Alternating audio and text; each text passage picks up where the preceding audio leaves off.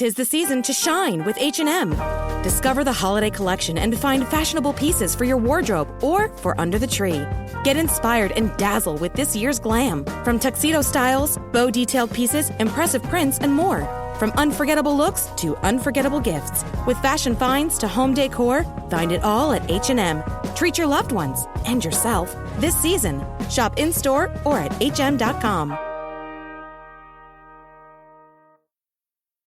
Maruchan superfans are everywhere. From the busy moms who want to deliver maximum flavor in a flash to dorm room diners who want to put some slurp in their step. There are a ton of copycats you could use. But if you want to bless your bowl, there's only one true Maruchan. Whether you choose instant lunch, ramen bowls, yakisoba, or restaurant quality gold, Maruchan is the only ramen worth obsessing over.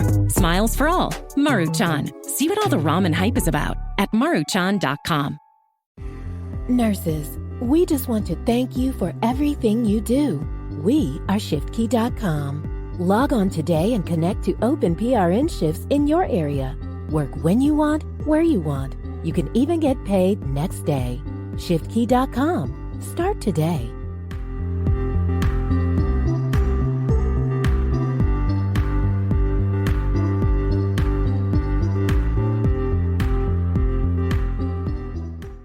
This podcast is made in association with drunkmummysobermummy.com and Cuppa, the free social network for the sober and sober curious.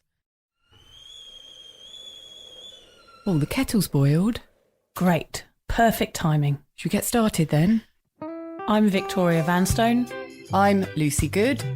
And this is Sober Awkward.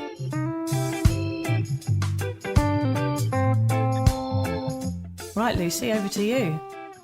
Thanks, Vic. So whatever stage you're at on your sober journey, and Vic and I are at completely different stages, you'll know that life without booze can at times feel, what do you reckon? Awkward.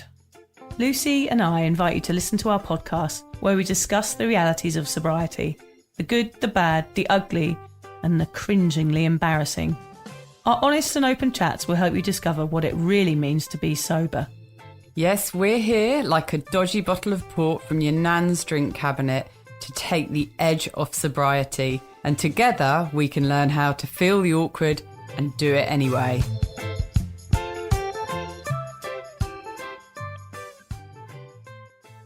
Alan, if I say drum roll, I expect you to add a drum roll. And if Lucy said raise the trumpets and say Alan's going to put a sound bit in here, I expect there to be trumpets.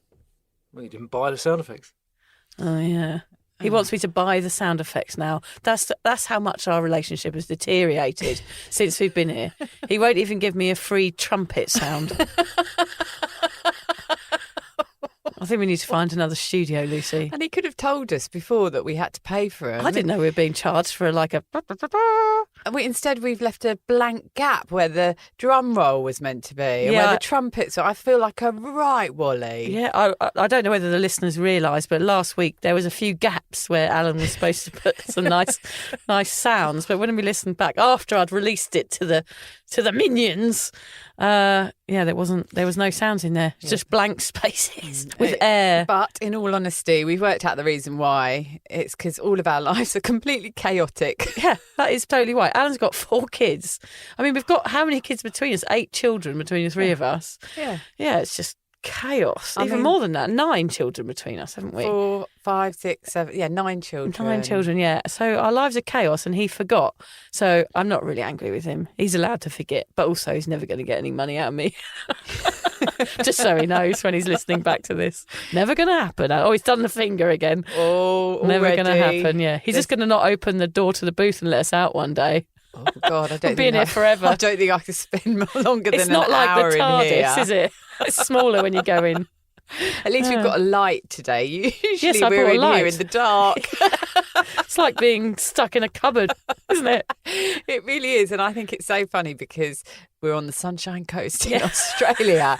It is not like you would imagine it to be. No, we must get a photo of us in the booth today. I'll share it with all of you people on Cuppa and everywhere else.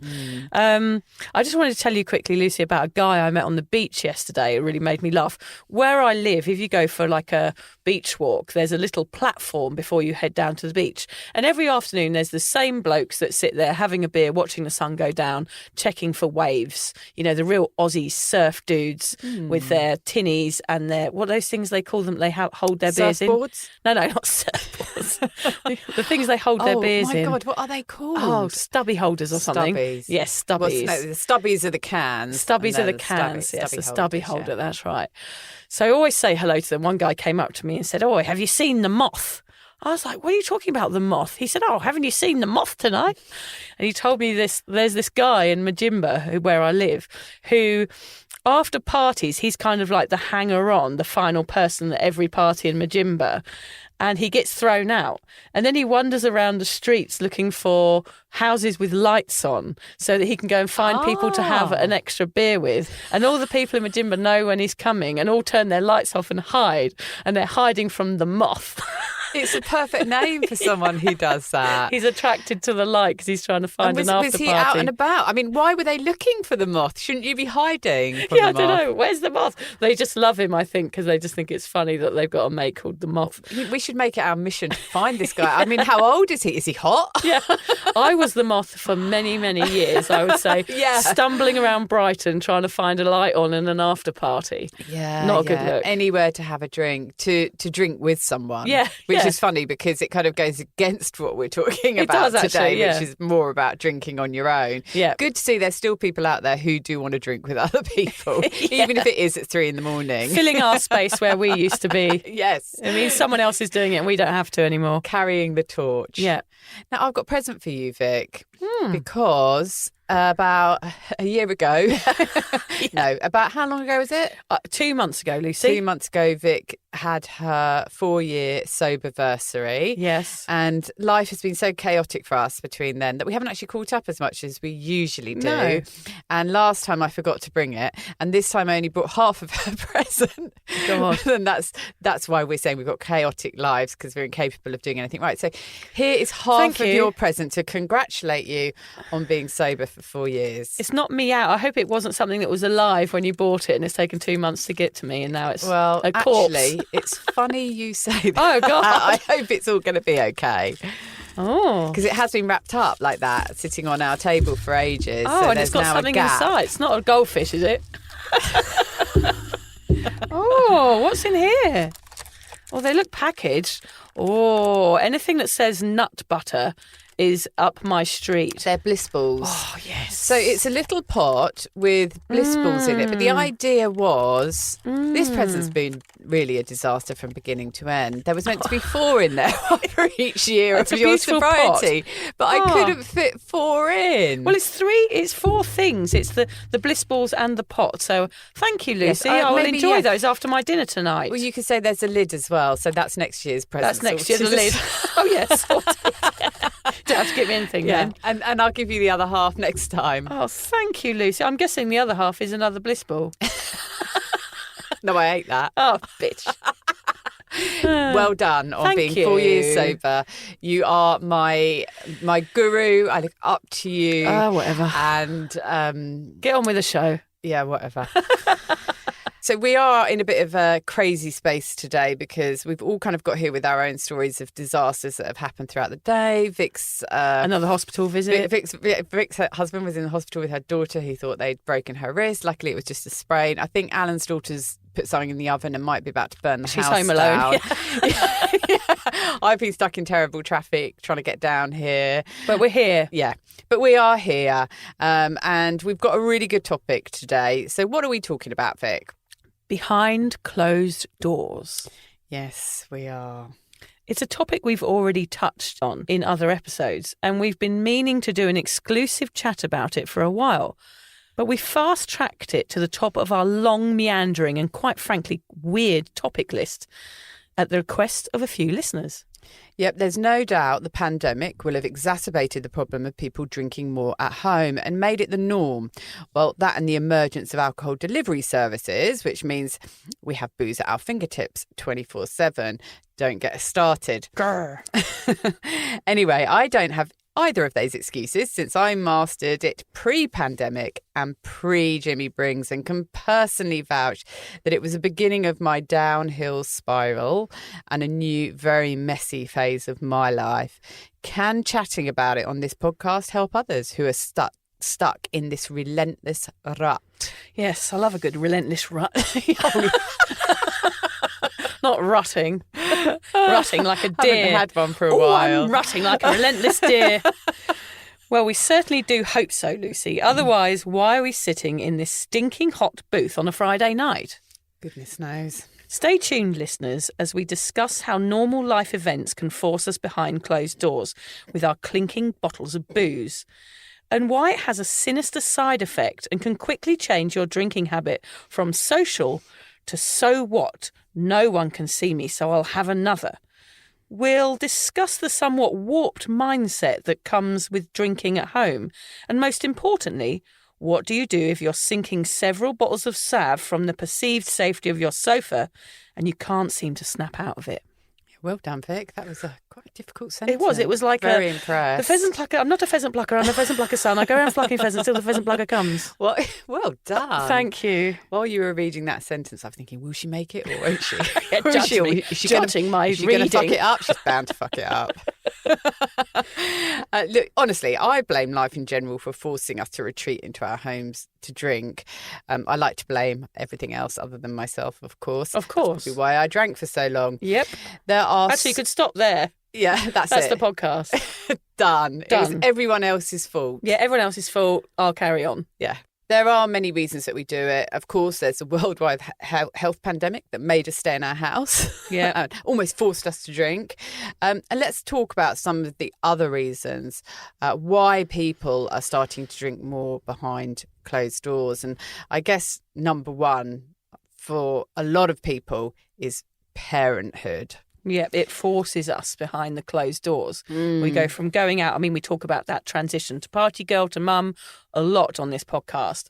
And that it means you're out and then you're in. It's simple as that, isn't it? So you try and bring the party home. You try and bring the party home. Yeah, and it's very difficult. It's very shocking. Parenthood is not what you expect. It's kind of frightening. Yep. And having a drink can help ease all of those uncomfortable feelings. Yep. One of the things that I was surprised about was that we've had Sober Dave and William Porter on here. And when they told us a little bit about their stories, they both mentioned that the point at which their drinking really spiraled was when they became fathers. Yep. So it's not a mum thing, it's a parent thing. Not saying that only parents drink behind closed doors. What I'm saying is it is just one of the really big things that makes us do it. We can't get out because we've got kids to look after. So instead of saying, I'm not going to have a drink, we bring the drink home. And that's where that kind of total changed habit of drinking starts happening. Yeah. Because you've always got a bottle of wine, or you've always got a can of beer, or whatever it is you drink in the house. It's always reaching distance. You don't have to dress up and go out and order it at a bar anymore. And that's where the reward comes in, of course, which we'll talk a little bit about later. But, you know, you've had a stressful day, the kids have been annoying.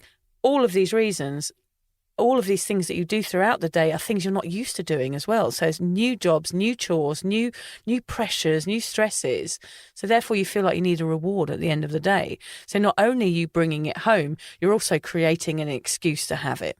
So it's a double whammy. Yeah, it's relentless, and alcohol, you feel, is giving you that break in between. Yeah.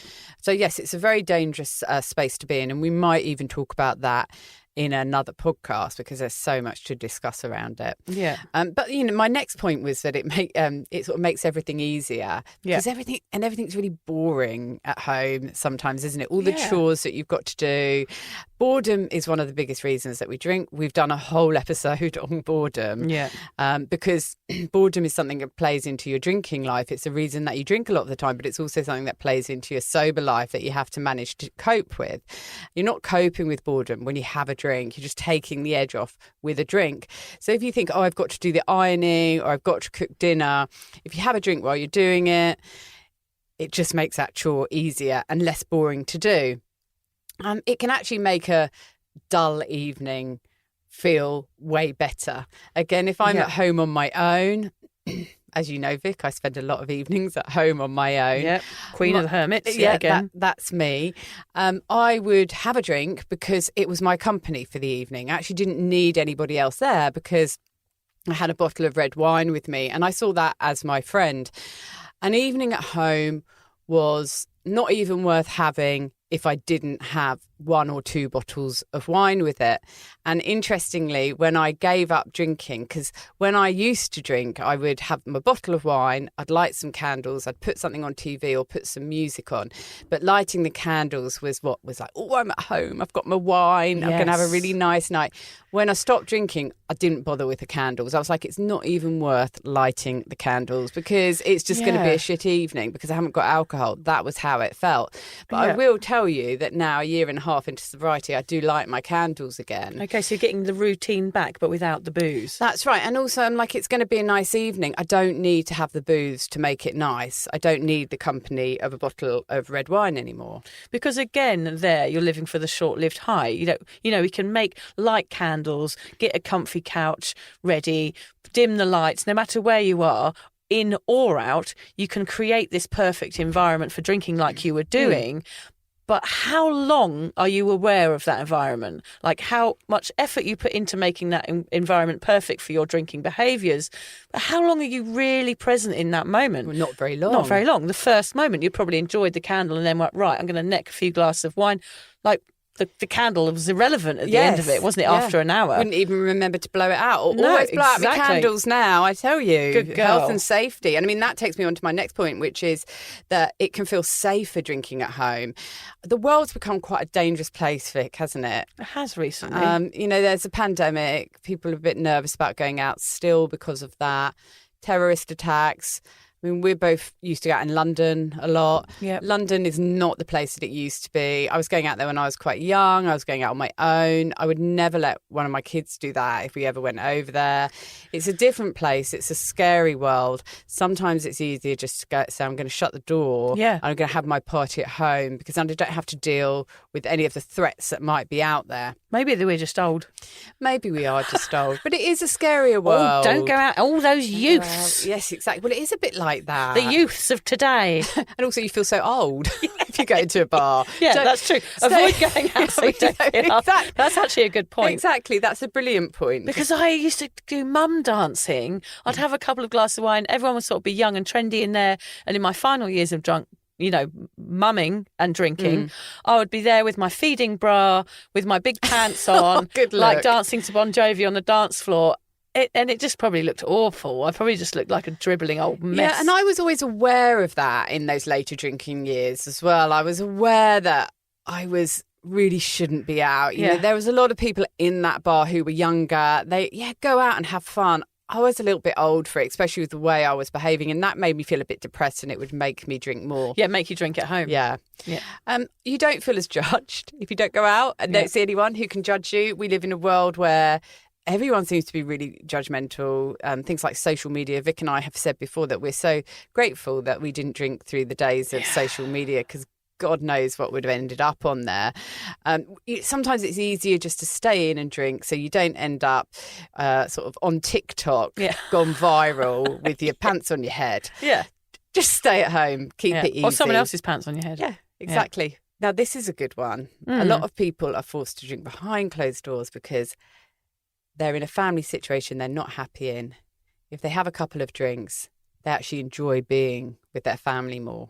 And I know it sounds really crazy, but a lot of people aren't happy with their home life. Yeah. So if they have a drink at home, it just make everyone relaxes and they might get on a bit better. And also the evening isn't so long and drawn out. Like when I used to drink, I remember that evenings would go quite quickly because I was just, you know, thinking about the next drink and getting that down me and just getting pissed.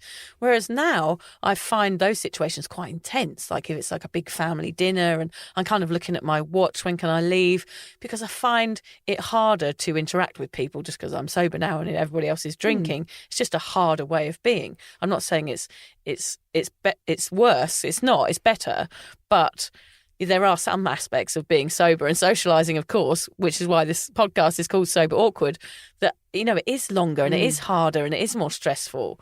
But yeah, I hear what you're saying there, because drinking people away is also very addictive. It really is, yeah. And you just get on better with people. You're just a little bit more relaxed. You're a bit kinder to each other sometimes when you've had a drink. If you come in from work and your partner's there and you're grating against one another, and you both have a drink, you're just going to get on better. You're going to try and ease it, but that's only, again, to a certain temporary point. It's a one-glass situation where, this is nice, let's relax, have a lovely time.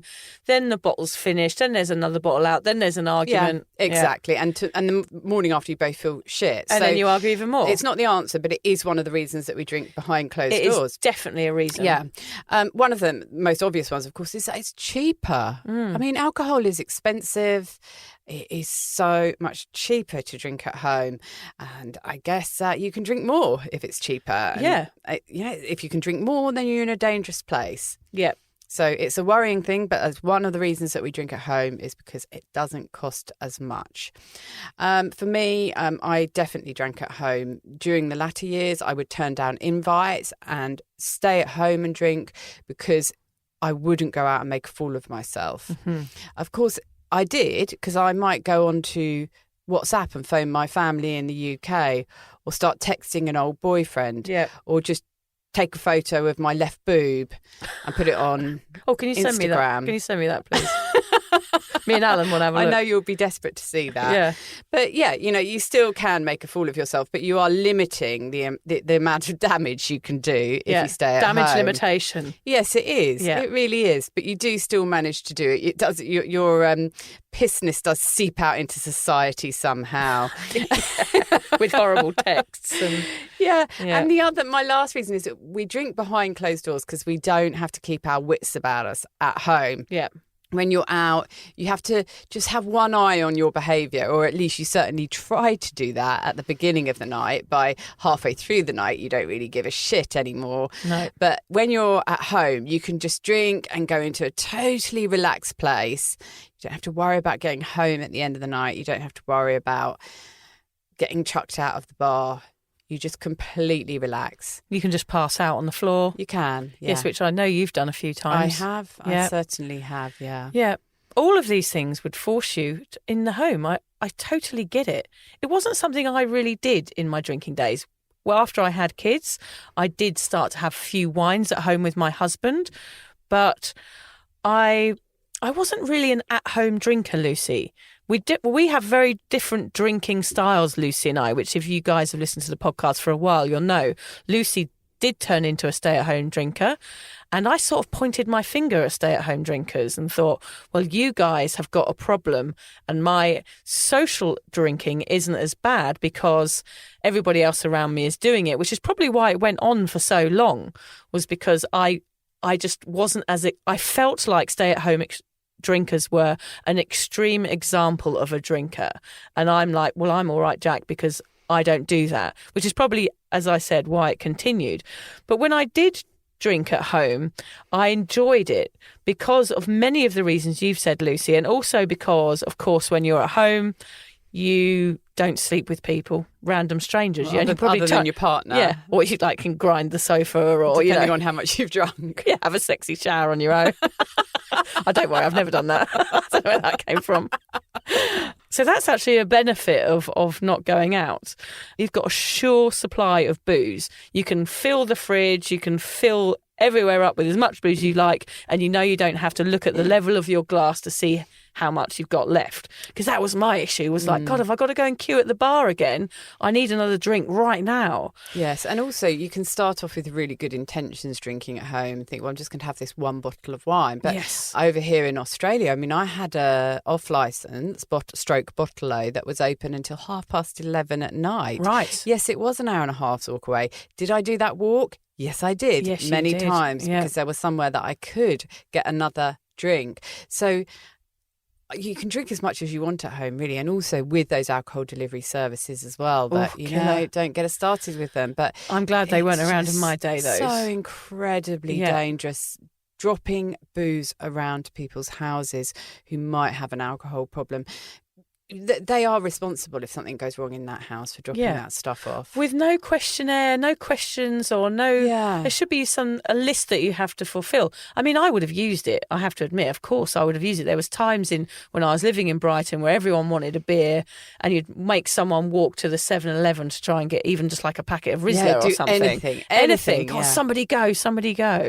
Yeah, I mean... Actually, it's just reminded me of a funny story with somebody who I used to go out with. He obviously could see I had this problem with drinking. We went out on my birthday once. It was when it was only not that long ago, actually, probably about 3 or 4 years ago. I went out for lunch. He was there. I had a number of friends there and my kids. Anyway, he and my kids came back to my house afterwards and I, of course, was let's have another drink. I didn't want another drink. You know what it's like. Can't stop. Got to have another one. And he ordered off of a certain alcohol delivery service. We're not going to mention names on this podcast. Yeah, we don't want to advertise them. Yeah.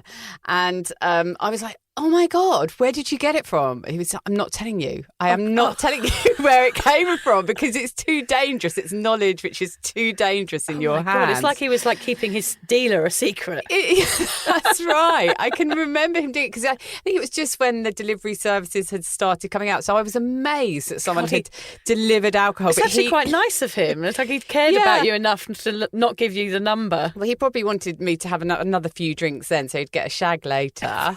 Yeah. But he cared enough not to give me the number so I could do it again. He wanted you half coherent and consensual, of course. Oh dear, that's funny, Lucy. Yeah, so obviously if you're at home, you've got no one to answer to or tell you to stop. That is a huge bonus if you're a at-home drinker. Well, and we say bonus. And a huge worry.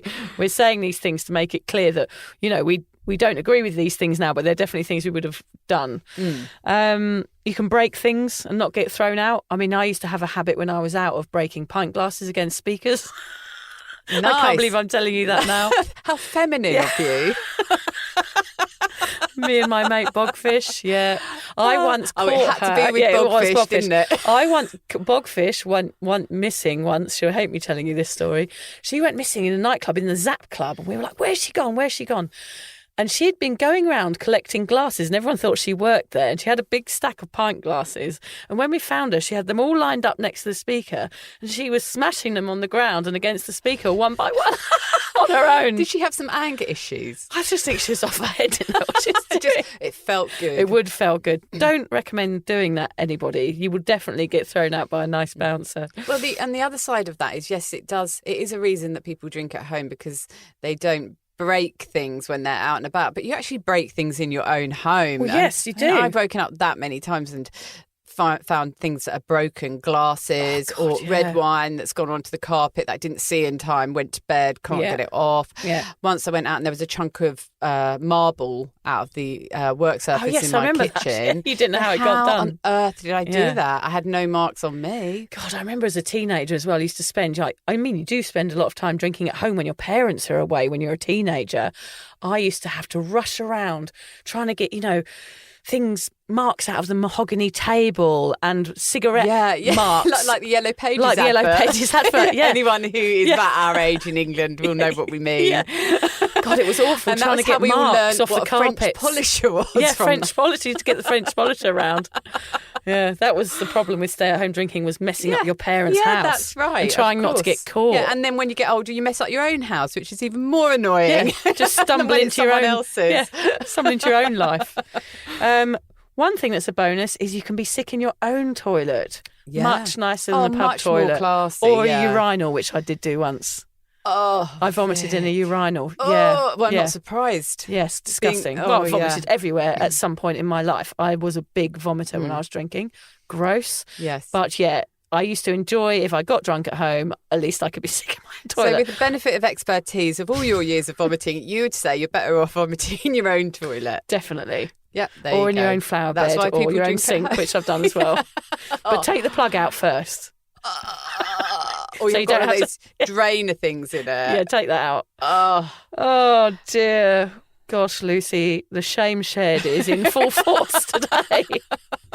The freedom of sinking as low as you like. There you go. Yeah, well, that's kind of the judgment thing as well, isn't it? Which I was saying earlier. You just can just be as awful and as drunk and as comatose and as crazy hideous. as you like. You can sit there with sick down the front of your top if you want. Yeah, lovely. And you know, there's nobody who's going to tell you that you can't. That's if you haven't got family at home with you. Yes, so probably giving you a wide berth. Yeah, so point. there's two different types of drinkers that we're going to talk about here in this situation behind closed doors, which is people who are single on their own, which it can get even worse for, and also for people with a family, because then you've got other repercussions going on. Yeah, and of course, because when I first became a single mum, and I've mentioned it on here before, I think that was a point where my drinking did start spiralling down, because even though my ex-husband was a very heavy drinker as well, so we were terrible because we encouraged one another to drink. You know, we were that couple that, you know, we have a couple of drinks, we will have a better evening together, so let's have a drink. And if it wasn't one, it was the other, so we were always drinking together.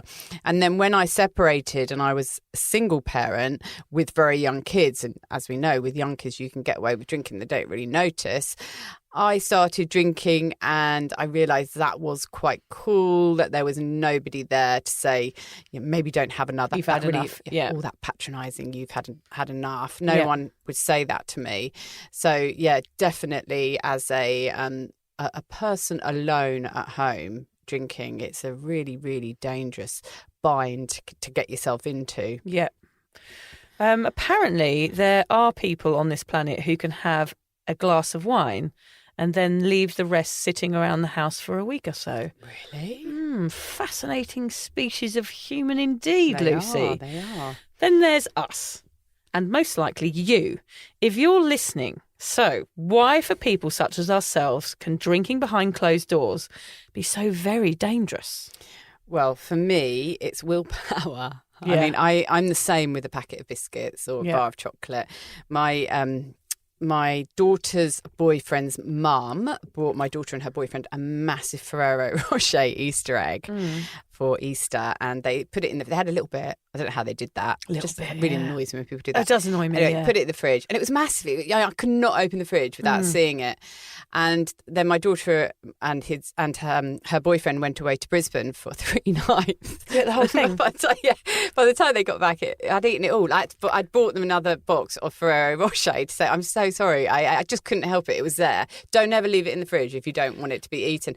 And then I gave them this box of Ferrero Rocher. Within that night, I was creeping downstairs to their room to see if there are any left. I was like, no wonder I was such a pisshead. I'm terrible. Once it's in your brain, it's like you create it. Like, I want one. So therefore, you're creating the need for it yourself. Yes. And also, same with wine. It's like saying, I may as well just get rid of it and then it's done, because it's messing with my head. Yes. You know, thinking about drinking, I'm just going to drink the bloody stuff and then it's done, as if I'm doing something really good and just getting the chore out of the way. I'm just having an image of you, like in your horrible jammies, like chocolate all over your face. Yeah, that's what it was like. Not caring about anybody, just like, I'm just going to eat the whole fucking thing. Yeah, got to get rid of it. Cursing them for leaving it in the fridge. Why would you leave it there? Why didn't they eat it? Why aren't other people pigs like me? Funny. And of course, for people such as ourselves, Vic, and we talked before about how drinking at home is so much cheaper, but you pour yourself a glass of wine, and it is not a glass of wine that you would get in a restaurant. It's probably about 4 times larger than that. Probably. I mean, you see those memes, don't you, of people with those massive glasses of wine and astronaut helmet size. Yeah. I used to say I'd like an astronaut helmet size glass of wine to the barman when I was out. But was that big enough? It wasn't even big enough. Depends how big their head was. Fishbowl. That's what I wanted. Fish tank. An aquarium full. I'd like an aquarium full of wine. An aquarium of wine, please, sir. So if you drink at home on your own, you can, if you wish, fill up an aquarium with wine and drink it. Just and put a straw in the top. It's really dangerous. Yeah. But this is the point. You can do it. And that's why for people like us, drinking at home is so dangerous. We can drink as much as we want. And there's no one there to tell us off and say, drink a glass of water. No. Even though we know from William Porter, drinking water doesn't really make any difference. You've still got to process the alcohol, which is what causes the hangover. Exactly. And yes, drinking alcohol at home or drinking it in a bar, it's still going to affect you. Yeah. Exactly. That is interesting, because I guess I did used to think drinking at home, it wasn't going to be as strong as drinking out. But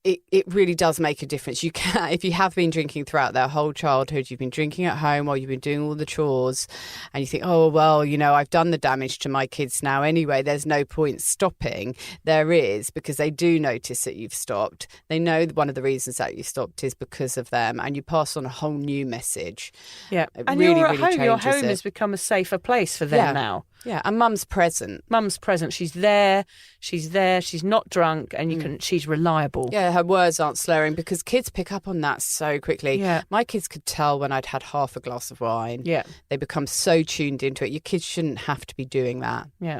That in itself is really, really important and really major for you and your children. And for anybody listening, Lucy's changed dramatically, and her kids now, your relationship with them has changed. I mean, it's not always easy with any family, but to know that you're there for them is huge, isn't it? Yeah. And they love that I gave up drinking. Love it. Yeah. They are so proud of me. That's amazing. I mean, my little Geordie the other night, I nearly cried with joy. We were just sitting watching something, and there was a drunk guy on it. And he just turned to me and said, Mummy, I've decided I'm never going to drink. I'm going to drink alcohol-free beers. I was like, brilliant, Georgie. I would absolutely love it if you did that. I mean, if he did that, I would be, everything that I've ever done is worthwhile. Yes. Because he doesn't need to numb out and, end up drinking at home like we're talking about. He can just be himself, and I'd be so proud of that. He's comparing you and his dad, John, who aren't drinking at home, to these people that he's seeing on TV. Kids don't have to look far on TV. I mean, it's everywhere to see the effects of alcohol on people. And he's probably thinking, I don't really like that. My mum and dad don't do that. I prefer their behaviour, and that's the way I want to be. So true. That's a really huge point there. I really, really love that we can help send that message out there to people, that it is going to be better for you, but it's also going to be so much better for your kids. Yeah. So when you're at home, you end up consuming more, which can obviously leads to the addiction in itself, because you drink more, the alcohol's there, you may as well have another glass, and therefore the cycle begins. So that is really, really dangerous. Topping up in the morning, again, it's there in the cupboard, you're feeling really hungover. What's better than the hair of the dog to sort that out? You've got no accountability if you're there on your own, like a single mum, like you were, Lucy. It's really, really hard to go, right, I probably shouldn't have one, but I'm going to anyway. And even if you do want to try and be accountable to yourself, you lose count. Yeah, of course you lose count. Yeah. How many have I had? Who cares? Yeah. Or you sort of think, I've only had one or two. And how many times is it when you're drinking a bottle of wine at home and you're pretty sure you've only had like a quarter of it, and then you look and it's nearly empty? How did that happen? It's just crazy. It just gets out of control, doesn't it? You become accustomed to your own toxic behaviours, which is exactly what you're saying there. Like, you don't really care. You don't care about yourself. You don't care about the drinking. And it's all got so toxic already. So you sort of become like it's part of you, like so habitual that there's no point in even addressing it, because it is your identity after a while. Of course, what we talked about was drunk texting if you're at home, making excuses for yourself. You can not remember anything. You might have offended people. There's all these other things that come along with it. Your head is never clear enough to make healthy decisions if you're drinking at home every night. So you wake up hungover, you have a day at work, it's probably stressful, you start drinking again. So there's no clarity, there's no space between your drinking, because if you're drinking at home, you're probably doing it every day. So therefore, not only are you creating addiction, you're not going to have the time or space to actually think, perhaps I should stop doing this. So therefore, the habit gets worse and worse and worse. Or to have that feeling of what it's like not to drink, which is a good feeling. Exactly. To even have a few days where you don't have any toxins in your body and go, oh, actually, I quite like this. Yeah. And another one is you don't end up getting invited out after a while, probably, which is dangerous in itself, because then you get lonely, and then all you've got yourself is you to answer to. Yeah, you can become bitter and angry. And strong emotions, and of course, what do strong emotions lead to? Drinking. Yes, I'm living proof of that, Vic, because I used to go out a lot, and I had a lot of drinking buddies. And then in the last couple of years of me not drinking, I used to start turning down invites for exactly the reason I spoke about earlier, because I could drink more at home. I wasn't judged at home. It was just easier. I didn't have to get home at the end of the night, which was always a struggle. Didn't have to end up with the police bringing me home, which did happen before, because I couldn't get myself right there. I'm just going to have one of these bliss balls, Lucy. Oh, okay, we'll go for it.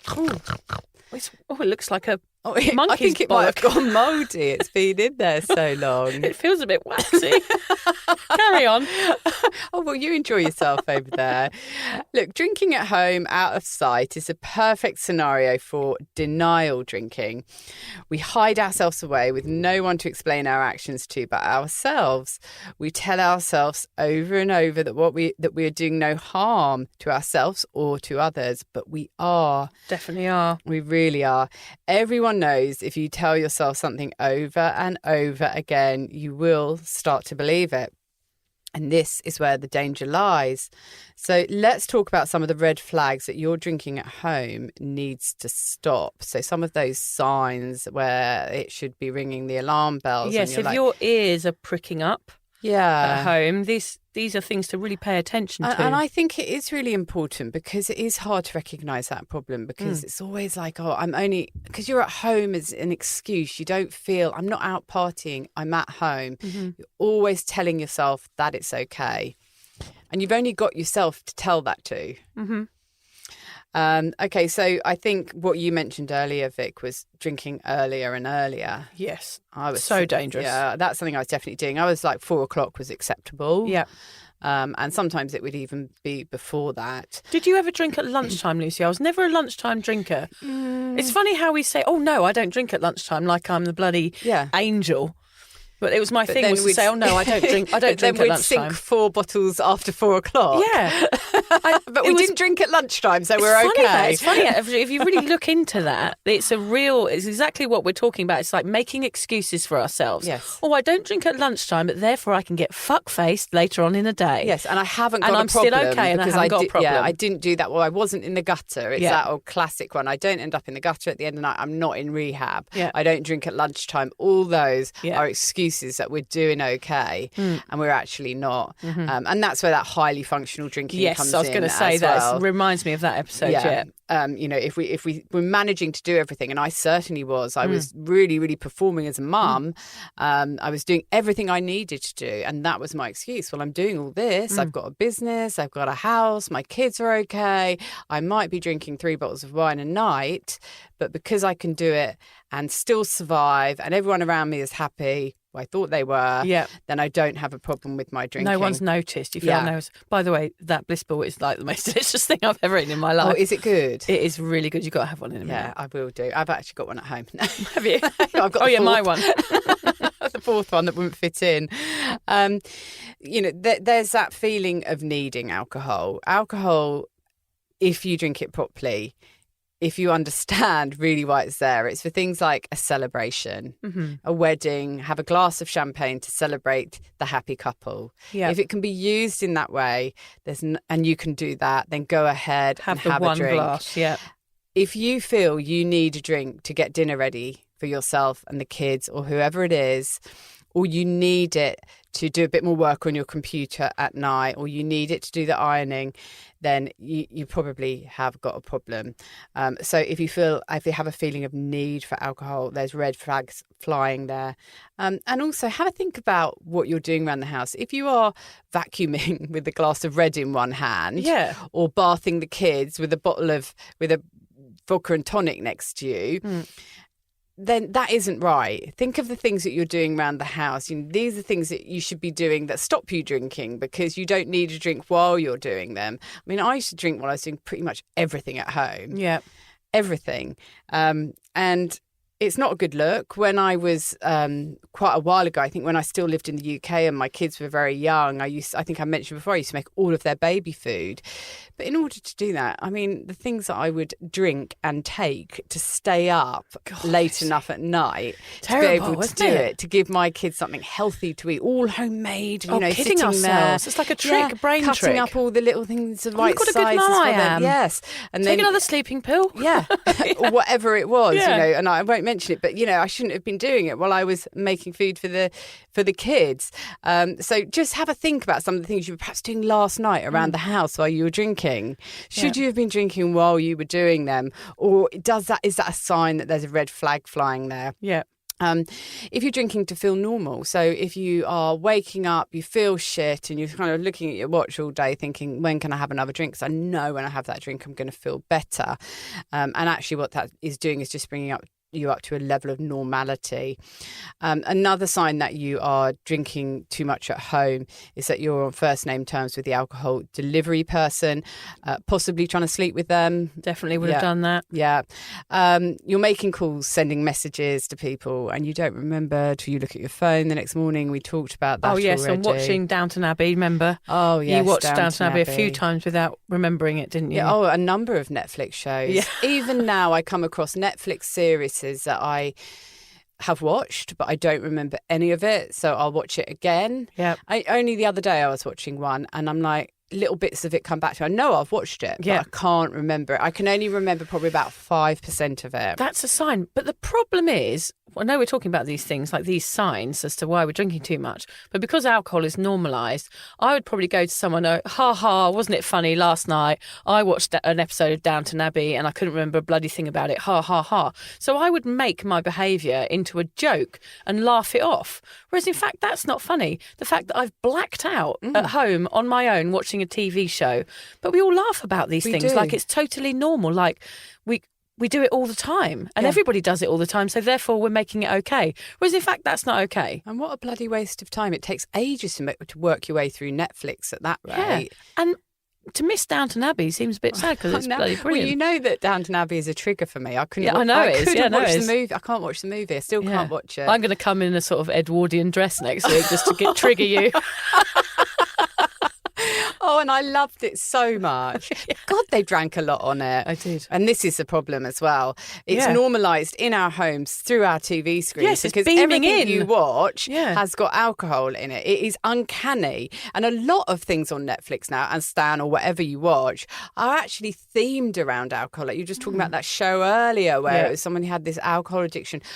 A lot of the problems of people you watch on these shows come back to alcohol. Every time. I'm like, gosh, God, how many alcoholics in this show? It's like you can count them. It's like the tit count you used to have on Sunday Sport. Yes, it's changed. Nipple count. There are so many. I'll just explain to the Australian listeners, there used to be a newspaper in England called it was the Sunday Sport, wasn't it? Where on the front page, not only did you have the date, you also had the nipple count, which was the amount of women's nipples that appeared in that paper that day. We are a classy So we have now the booze count, which when I'm watching TV at night, I count how many people are drinking and how many people have a problem, because it always stems back to alcohol. Any trauma or anything on any TV show, it always seems to be, especially a detective show. It really is. It's always the detective has a booze problem. Yeah, so we have the booze count, not the nipple count. If you are trying to talk yourself into it being okay to drink at home, and then you turn on the TV and there's somebody, a detective or somebody really high up in a show having a drink who you love and respect, and you've got a bottle of wine or some beers or a bottle of vodka in the cupboard, and you're thinking, I'm not going to have one, I'm not going to have one, I'm not going to have one. You turn on the TV and there's someone having one when they come home from work. It normalises it and you think, well, why don't I? I'm not doing anything wrong. It really doesn't help us not to drink at home. It's amazing how you can change your own mind like that. It's like that. What's that? Oh, it's so easy. Neuroplasticity. And we talked about it before. Like you can go, I don't really want to drink. Oh, but they're doing it. Go on then. Yeah. Find excuses. That's simple. So easy to find those excuses. Another red flag is that your family around you, who you live with, are commenting or possibly even begging you to stop drinking. Yeah. Kids as well. Sometimes kids say, look, Mum, you've had enough. Don't have any more. That is a massive red flag. Listen to those people. They are the ones that care for you. Mm-hmm. And the other one I put down here was that you associate home with drink.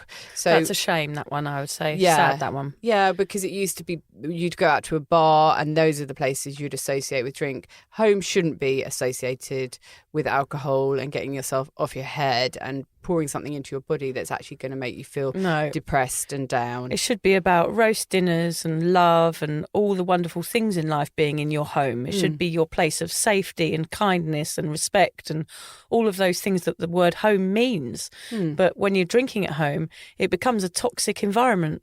It becomes a dangerous place. Yeah, you don't want that. Yeah. As I said earlier, I was never really a home drinker, which is, again, why my drinking probably went on so long, because I did that pointy finger thing and thought, well, they're the real problem drinkers. So I did put it out to the community, this one, to find out what their response was and what their red flags are and what their reasons are for being stay-at-home drinkers.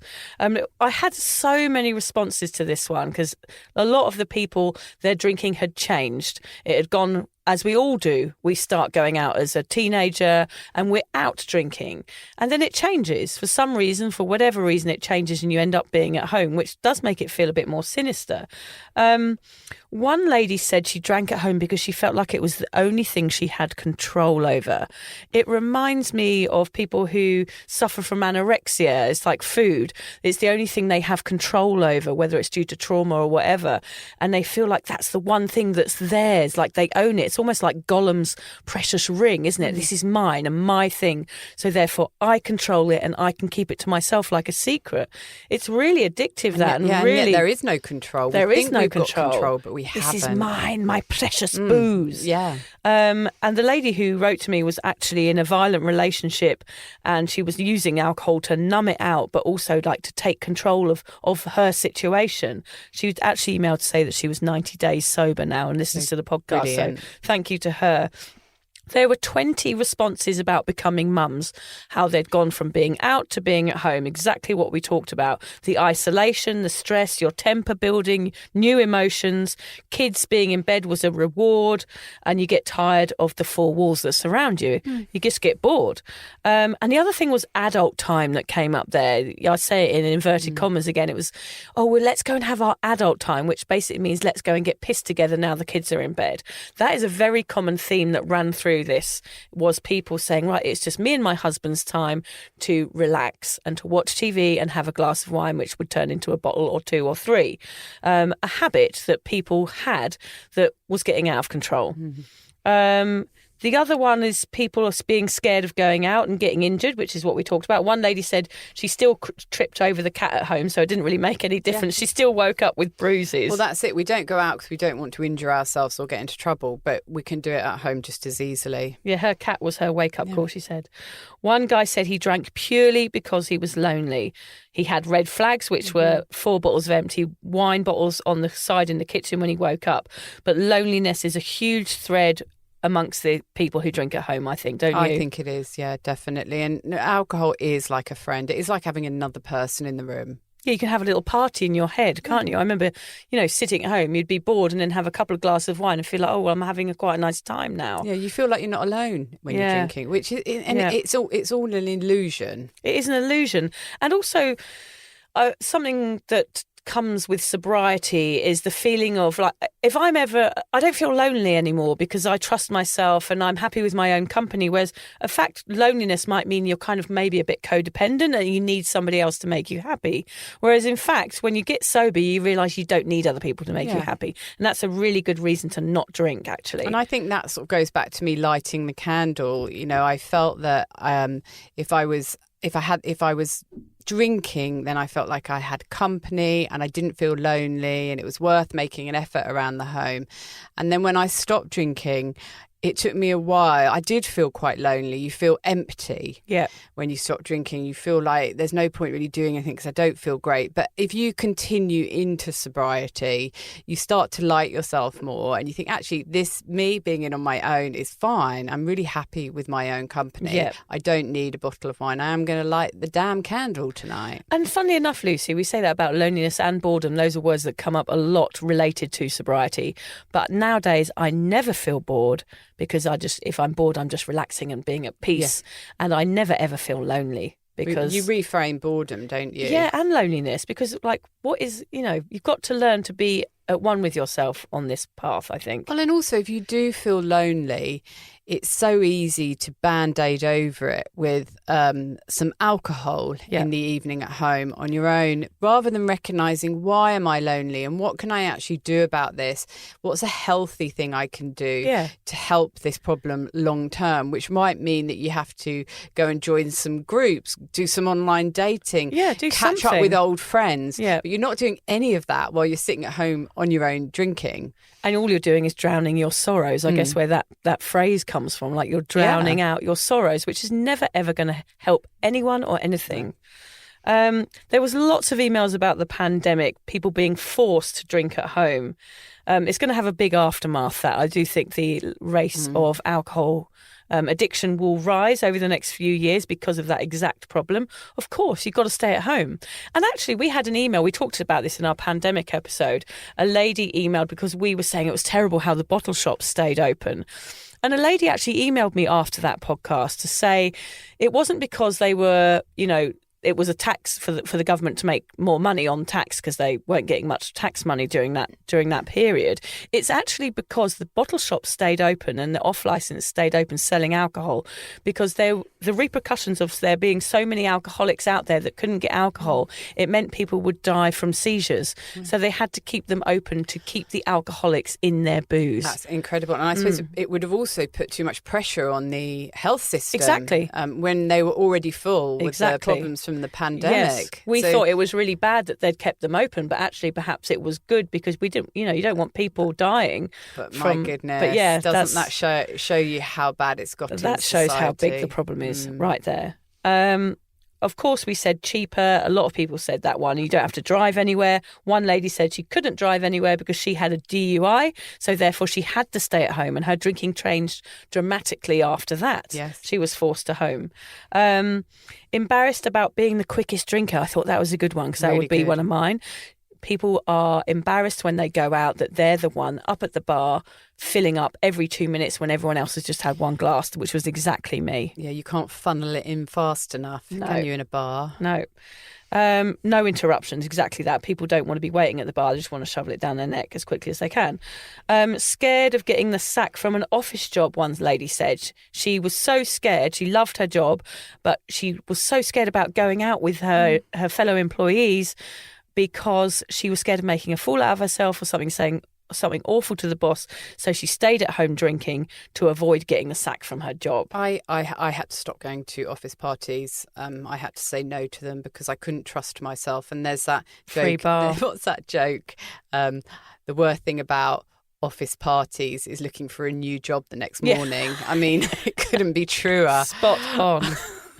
Dear, oh dear. This is probably a local one to us, but this came up with the listeners out there. People whose husband or partners worked away, they tended to get stuck in when they were at home alone. When their partners were gone, it was like a sort of free-for-all. Let's get pissed, or I'm going to get pissed on my own. Here they have something called FIFO, which means fly in, fly out. And the culture of drinking around the Sunshine Coast where we live, a lot of people work away and then come back. So the partners are not only left to drink, but also the people go away, work really hard in the mines or on an oil rig or something like that. And then they come back and then it's drinking time. So all of their time at home ends up being based around alcohol because it's their time to relax and have fun. It's almost like a holiday coming home. That is very, very toxic and really prevalent where we live. Finishing the night off, some people would go out and start drinking at home because they hadn't had enough alcohol while they were out, and eventually would get home and finish the night off with some booze. Always. So in the end, people work out, actually, why am I even going out? Yeah. I may as well just drink at home. Just give up the going out bit. Give up the going out. Fuel for doing chores, which was something you said. And people like doing chores. Well, pissed. I can understand that. I hate doing chores. Yeah. Some teachers message us to say that there's a culture in schools where all the women talk about what wine they're going to have after school after teaching kids all day. And another lady emailed to say that she had been unhappy in her relationship and she couldn't bear her husband touching her, and she had to drink at home because she couldn't bear to go to bed with him at night. Which I guess is common too. So they're all short-term numb-outs from the general pressures of life, whether it's work or at home. There's always going to be general reasons why you turn to drink at home. So these people, they came in on Cuppa and made these comments. So if after listening to this podcast you have any comments, you can go on to Cuppa and join in the chat over there. Yeah. And also Vic will put on there what our next topic is, so you can have your say before, and definitely we can share your comment without your name. Yeah, there's lots of people on Cuppa now, so there's a whole community of people chatting about alcohol.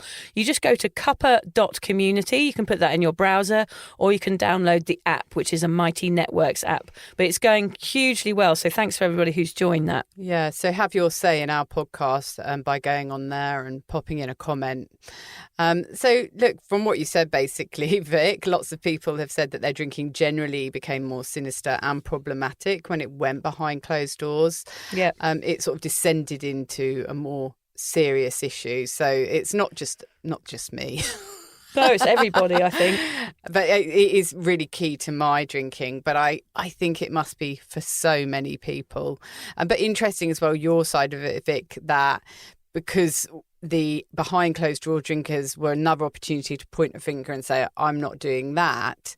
It was an excuse for you to carry on drinking the way you were doing it. Yeah. So we've all got our different styles, haven't we? But I think this is one. This behind closed doors is becoming more and more prevalent and something we have to keep an eye on. Yeah.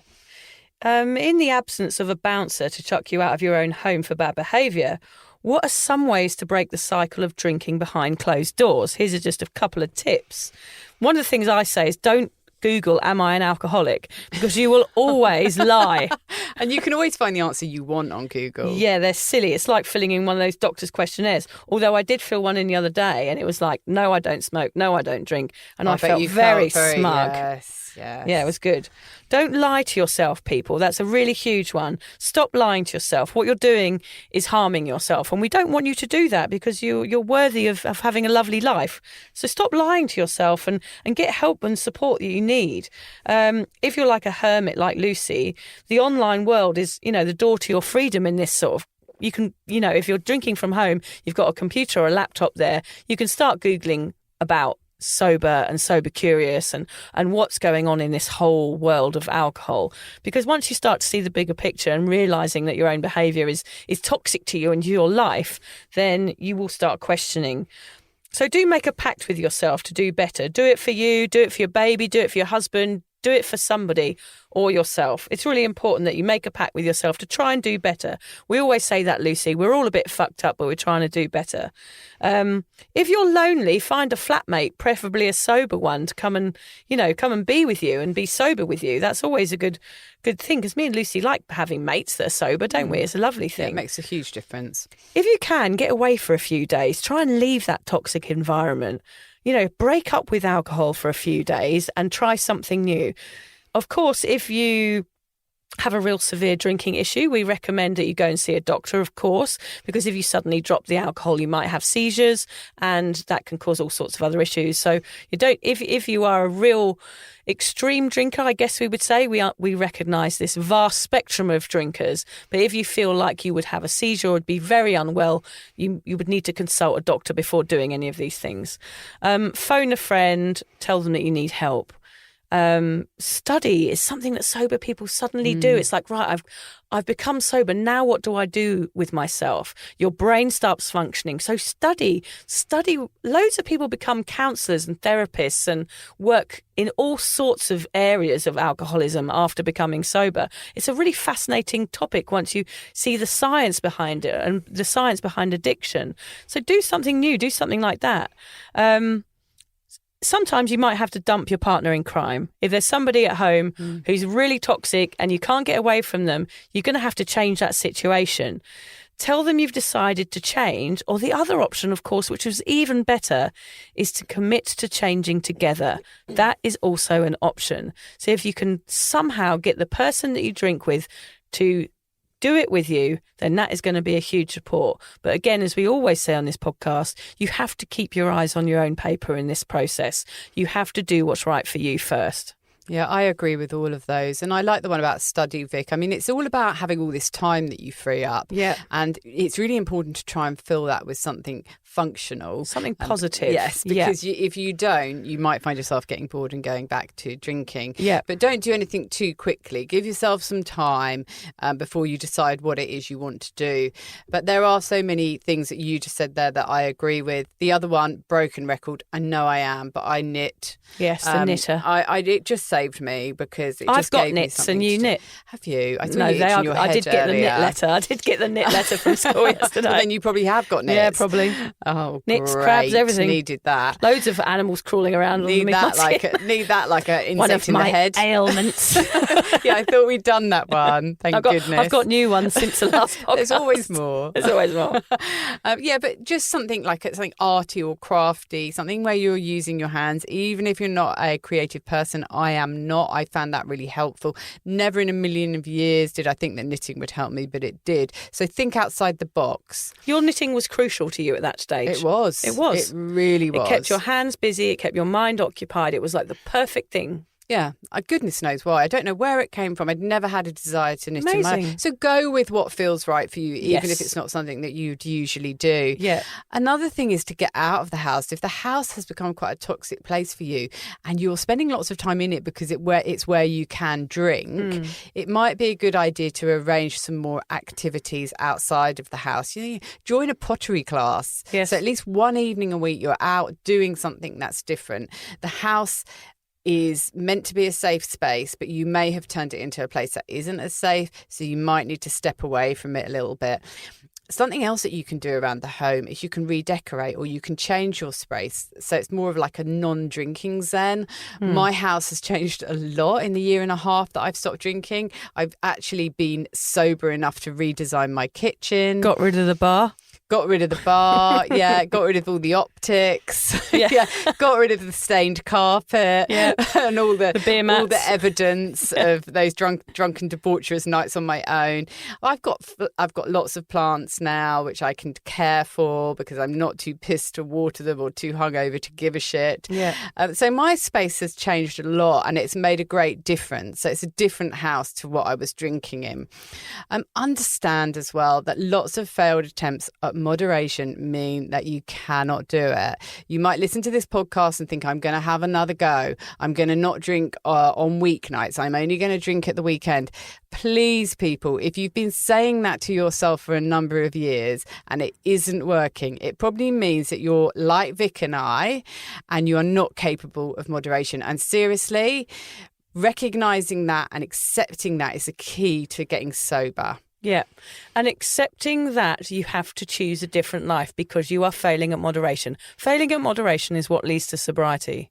Yeah, Yeah. it really is. And yes, some people can moderate, and I know we are so jealous of them. I'm still jealous of them now. I would wish I could be a sensible drinker. I still want that. Even though I love my sober life, I would prefer to have been able to moderate. Yeah. But I couldn't do it. And sometimes, both Vic and I think, I wonder if in 10 years we could do it. But we know the answer We know to we that. can't. We can't do it. Accept it. Don't say to yourself, I'm going to give moderation a go if you've tried it and failed lots of times. Don't waste any more time. We did it for years. Like, you've got a chance now. We're telling you moderation doesn't work. You've got a chance to nip it in the bud because we did it for years and it ends up being boring and awful and you fail all the time and you feel shit about yourself that you can't do this one thing you want to achieve. It's a bloody waste of mental energy. Just quit drinking. It is so much better. Yeah, it really is. Another thing is maybe just go to bed earlier. Yeah. When I was drinking at home, I was staying up to all hours because I was having so much fun while I was drinking, or I thought I was. But you can just start going to bed at 9 instead of 1 in the morning. And there's quite a few hours already sorted for you. Yeah. Work out what your trigger times are and plan ahead. So for me, it was definitely witching hour. So around about 4 o'clock, I would definitely feel that I deserved a drink then. That was a problem time for me. I know it is for a lot of people, especially parents. So if those are the times when you struggle, plan for it. Get yourself a bar of chocolate to have instead and sort of break it up into small pieces and keep having bits of that as you're going about idea. getting your after school snacks for your kids or whatever. Do something, anything, like a circuit breaker to stop it happening in its tracks. And also, if you live with a partner, ask them for help. If you're really struggling. I mean, you touched on that, Vic. Yes, do it with them if you can. Concentrate on yourself, but tell them that you're struggling. They may not have recognised it. They may think you enjoy getting off your head every night, but tell them and they might be able to help you. Yeah. Gosh, that is such a good topic, Lucy. I've really thoroughly enjoyed discussing that today. Yeah. Because even though I wasn't a massive stay-at-home drinker, I did do it. Of course, I did it. If I couldn't go out, of course, I drank at home. But it never became sinister to me because I just I just knew that was the turning point. So I knew mentally that if I did start drinking at home, that I was an alcoholic, which I think a lot of people do know. And actually it's probably true. But I was still an alcoholic, probably because I was drinking too much when I was binge drinking out on the town as well. So if you're drinking too much, you're drinking too much. And whether that's 2 glasses of wine a night, 2 glasses of wine at the weekend, if you feel like it's impacting your life in a negative way, it's too much. It really is. Yeah. In this podcast today, we've covered the reasons why people retreat behind closed doors, why it's so dangerous, how to recognise it, and some ways to escape it. But there is one thing that we have not mentioned so far, and that's shame. Shame and alcohol have a long entwined history, and that combined with the stigma of being an overdrinker makes you want to hide and never face your problem. It's just too humiliating and hard to admit that it's got out of control. Shame fills people with self-hatred and remorse. It can be the reason why you drink, the reason why you can't stop, and of course, the reason why you hide. So you get stuck in a rut, unable to reach out, falling deeper into the hole. But we want you to know there is nothing to feel shame over. Millions of people all over the world overdrink and have done all the crazy stuff that you have done. We've walked down the seafront with a traffic cone on our head, slept with someone we shouldn't have, and offended a family member after one too many vinos. You are not alone. Talking about it is the only way to free yourself from shame and stigma of overdrinking. And if you do, it allows the people to come after you to also have a voice. So please don't let your shame stop you from getting the help and quitting alcohol. Don't let shame win. No matter how awful you feel about drinking behind closed doors, there is hope. You can get past this. Your body will heal. People will forgive. And when they see your changes, they will be proud. It's time to open the doors, step out into the sunshine, and leave shame at the threshold like that soggy umbrella. It's time to bid shame and stigma a fond farewell and get out there. Enjoy the rest of your life. If you are suffering from shame, listen to our episode, Shame with Sarah Drage.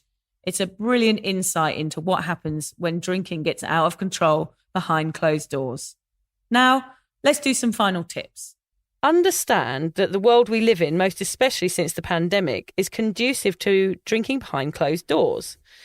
There are lots of really normal reasons for choosing to drink at home, so don't beat yourself up over it. Instead, recognise whether your drinking has reached scary levels and accept you need to make a change. Your home is meant to be a happy, safe, nourishing nest where you and your family can flourish. Is that the case? Consider if you have unintentionally turned your home into your very own Hotel California, where you have become a prisoner to your own device. However good the song, it's not a cool look for your home and the family members you share it with. True. Good one, Lucy. We've spoken about the red flags that suggest your behind the closed doors drinking is getting out of hand. If dinner can't be cooked without a can of Carlton or vacuuming and vodka come hand in hand, you seriously need to make a change. Don't let alcohol infiltrate parts of your world that it has no place in. That's right. Try to identify when and why you are drinking and find those circuit breakers that I just mentioned to stop it. For example, if you're drinking because you're tired, which is something that I did a lot, and I'm sure a lot of parents do, or people who have got really stressful jobs do when they come home, instead of having a drink, work on improving your sleep, which, by the way, you can do by stopping drinking. Yeah, that's one of the first things that happens. If you're drinking a lot at home, it's likely you are using it to mask negative feelings such as boredom, exhaustion and stress. We know, we've done it. Accept that life is full of sometimes shit feelings. And if you quit booze, you'll face them head on. They won't feel as bad and you'll get lots of happy, sober feelings too. Yeah, I love those happy, sober feelings. If you live with others, have a long, hard think about how your drinking might affect them. Normalising alcohol in front of our kids ain't going to do them any favours, and drinking lots around a partner could annoy them or exacerbate their own drinking habits. So true.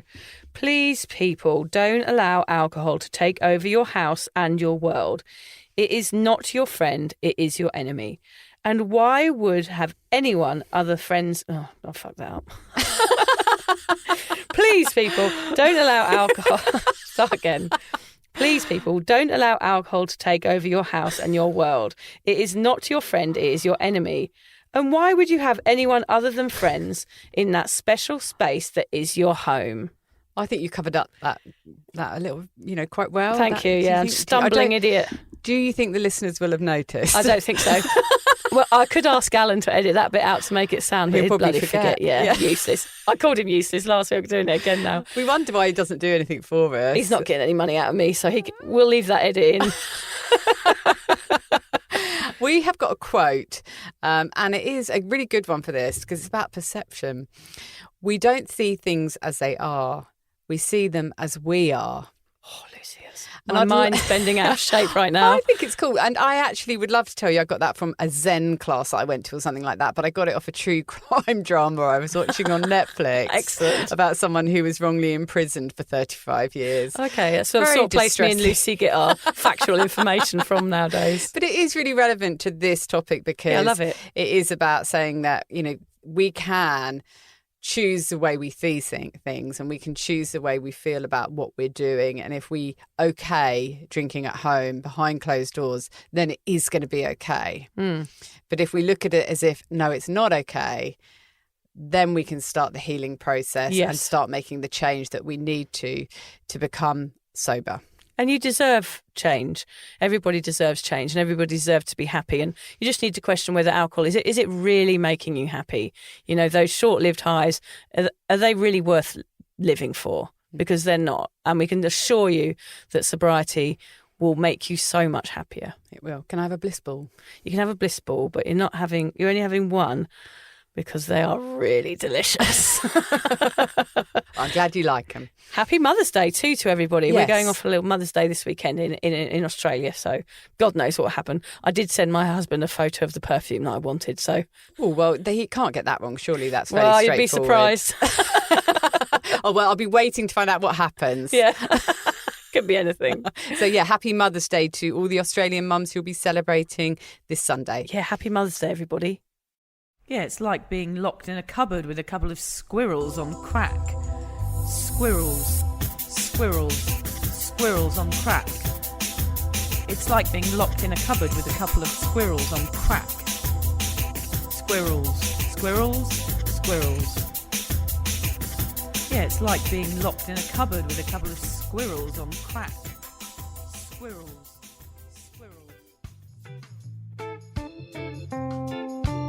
Thank you for listening to the Sober Awkward podcast. If alcohol is affecting your life in a negative way, if you're struggling to moderate or your hangovers are causing anxiety, it might be time to reach out for help. Contact your local doctor, a therapist, or connect with your local AA or sobriety group. Vic's got one. Yes, go onto Facebook and just search Drunk Mummy, Sober Mummy, the group.